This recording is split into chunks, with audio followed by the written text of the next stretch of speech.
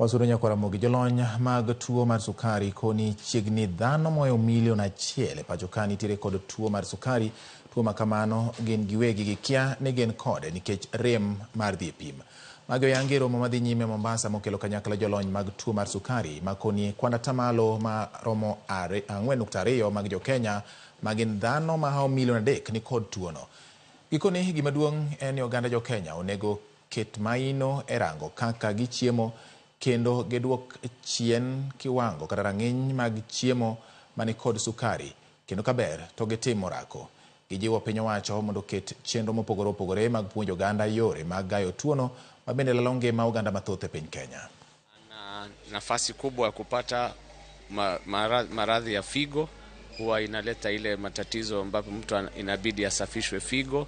Ugonjwa wa kisukari ndio sababu kubwa ya watu kukatwa miguu na vidole.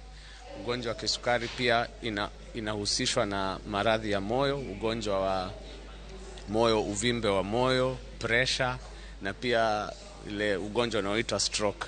Pia ugonjwa wa kisukari ni sababu kubwa ya watu kupoteza kuwa vipofu, watu chini ya miaka 65.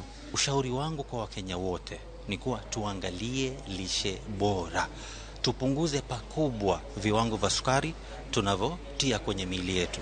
Soda, juice, keki, chokoleti, zote hizi, hata wali, hata ugali, sima, hata spaghetti.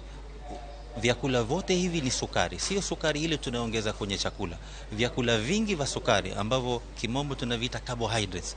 Tukipunguza pakubwa, tuzingatie ile food pyramid ambayo kipenge cha chini kabisa ambacho tuweza kutia kwenye mwili wetu ni carbohydrates, ni vyakula vya sukari. Tukizingatia kanuni za lishe bora, janga hili halitukumba pakubwa kama jamii.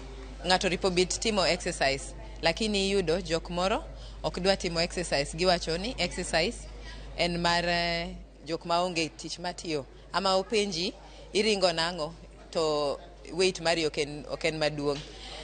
Gima okitim exercise dendi yudo chiemo ibet gi energy mokitigo, excess energy no kelo ni tabu ok mar skari kende, mar tuo mang'eny.